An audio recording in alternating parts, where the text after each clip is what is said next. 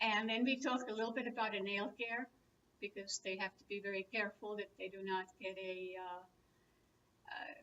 any cross-contamination by going into the manicuring salon and having their nails done by somebody who has the sterilizer with the tools in, with the handle in the sterilizer and the points up, which is a no-no.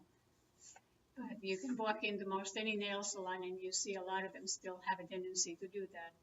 It's okay if they do that if they have taken that set of utensils out from the sterilizer and they're only using it on that one person. But if they don't then put it back in the sterilizer, clean it and put it back in the sterilizer, it's a no-no.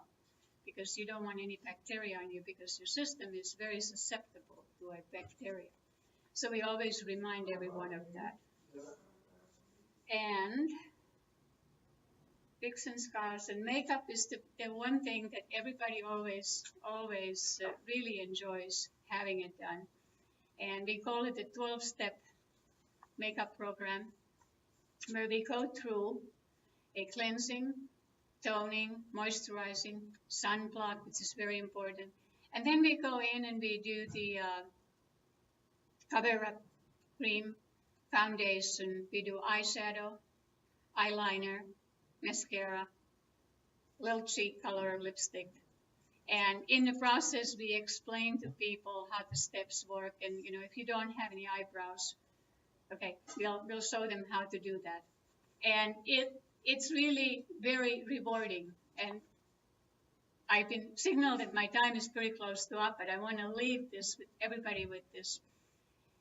When we start to do the program, and we're waiting there for the patients to arrive, and they come in to this particular program, they are kind of down, they don't feel good, they're very unsure of themselves, and they're looking for support, and they're looking for other patients who are in the program.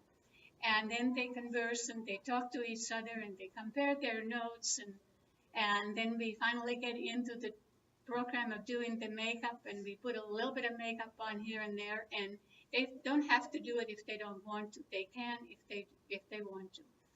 But it is amazing the reward that I get at the end of the program, or anyone who does it, is because you see these patients now smiling, they're feeling good about themselves, and they will tell you that. They said, oh gosh, I feel like I should go dancing. I feel like I should go out to dinner, because they have a makeup on, and if they had a wig that they needed to have, they have the wig on, or if they have a new head wrap that they hadn't had before, they really feel good about it. So we kind of need to get the word out for the patients that, you know, there are programs available, and Look Good Feel Better program is one of them, right along with several others, and I'm sure that Frank and Sandra will point out some of the others, like prostate cancer support group, and there is so many other things involved. But anyway, anyone has any questions? Do we have time for one or two? Yeah. Okay. If we have any questions. Do you know how many women they served last year out of their office? You know what? I have the information, but I didn't bring it, and I don't remember what it is. We served quite a few people. Yes. If people are interested in volunteering or helping people going through treatments to participate in one of these programs, is that information available through the website? I believe so, that there is some information on that available through website, but you can also call the ACS office. The number's on the board. And I can give it to you too if I look it up. I can never remember it. I got too many numbers in my brain.